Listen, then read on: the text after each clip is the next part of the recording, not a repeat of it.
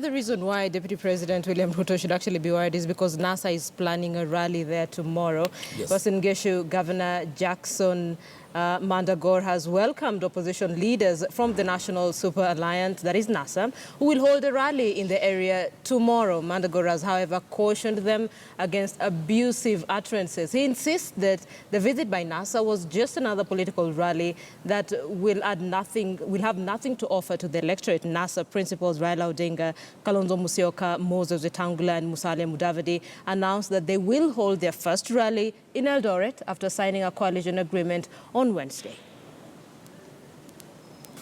Now, wakikuja hapa, especially now that they will be in my county, they should be telling us what plans do they have for the farmers. What plans do they have in terms of infrastructure development in this county? Wakikuja hapa na story. We are beyond the story. We are beyond the story. They should come here with something critical. But anyway, wacha wakuje tu. Hata hii game imeisha. Voter registration tulimaliza, the numbers are out there, the records speak for themselves. Watembe, they are free. Wasikuja hapa na kelele mingi, wasikuja. Okay, people. So NASA is heading to Eldoret. What are your thoughts? Linda, that's not an invitation. That is being called to come and sightsee. Mandago has put it very clearly. No, but he says watch wakuje. Yeah, come and sightsee. You know, everything has been done. The voter registration is done. I mean, he put it very clearly. You guys, that's not an invitation. It's not an extension for invitation. No, you're not usikuja hapa na story. Hapana, amesema wakuje tu. Hata tumemaliza kila kitu. Exactly. That's what he's telling you. Come and sightsee Eldoret. You know, they'll come and hold their rallies, really. What I think is going to happen, and I'm glad that Governor Mandago has said that the voter registration is done, you know, and now we are just waiting to see what goes on here. But let's say one thing. We still have the litmus test, which is the nominations. Now, once that is done, people actually may now be able to, will sit down and be able to balance, because I can guarantee you there will be movements. There will be a lot of shift, not only in Jubilee, but also from NASA. So for them going to Eldoret, we've seen Uhuru go campaigning, you know, opening plants in Western, in Kisumu. We've seen all that. However, Linda, that does not always translate into votes. Yeah. And it needs to be said categorically and people to understand that you may pull a crowd, but that still does not translate into votes. So really, them going to Eldoret, them having, you know, come together and say they have a document that they are talking about, nobody has been able to see the kind of power sharing that is talking about. There's still an element there of also ambiguity, because you're looking at them talking about positions that they will create. Those positions that they will create, Linda, must come back to the people of Kenya who are going to choose. And like Danson has said, politics is a very capricious game. In that, once you get into power, things change. Raila Odinga, we are being told about a document between Raila Odinga and Kalonzo Musyoka, which was stipulating that, you know what, you will only run this term if you're not able to do. Then there was an MOU, some sort of an MOU. That MOU has already been burnt and shelved. Nobody's talking about that. So it brings a capriciousness in all this, in all this talk. You know, you have agreed. You know, what you've agreed, it has just been agreed in a boardroom. It will not suffice. It will not go that way, because you're looking at only two powers that the Constitution allows, the President and the Vice President. These are the things that you're talking about, Deputy President, Deputy who and who and who and who. Oh, please. Let's just wait and see. Danstan waende tu, hata voter registration tumemaliza. Yeah, wakajionea ng'ombe huko. Very well. The governor is very clear, and I support him totally. Voter registration is a nationwide issue. It's not about parties, it's not about anything. Right. Two, will Governor Mandago be in Jubilee in the next 2-3 months, 2 weeks? Governor has serious problems with a guy called Bozak. There is rumor governor is heading to Kano. So what he's talking now and what will be seen in a few days will be very, very different. The only leader, the only person who has no memory of remembering what they say is a politician. True. So what that governor is saying is contextualized today or yesterday when he made that speech.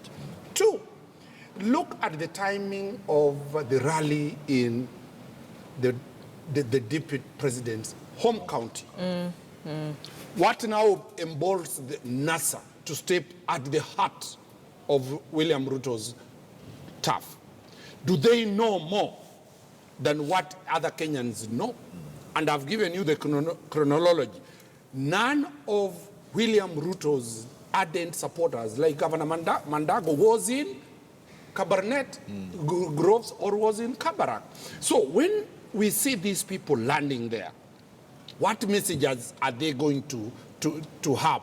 Are they going to start evoking divisions within the Kalenjin sub-tribes? Remember, they are the Tugans, they are the guys called the Kipsigis, they are the Nandis, they are the Elgeyos, they are also the diaspora vote, a huge diaspora vote, not of Kalenjins, that is in Rift Valley.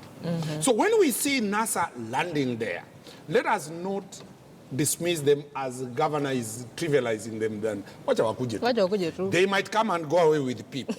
Two, my good friend here, Muduma, tells me that Kalonzo has already lost in an MOU. Raila lost in an MOU. Correct. Even Musalia Mudavadi lost in an MOU signed by the president and the deputy. Yeah. So any politician, let me tell you, when they sign, they don't sign as presidents or deputy presidents or prime ministers. True. They sign as politicians. I agree. And as a lawyer, we will tell you, you cannot move to court to enforce a political agreement. So that is the question we are asking. Is the deputy president being sidelined in the new realignment that was negotiated to his exclusion?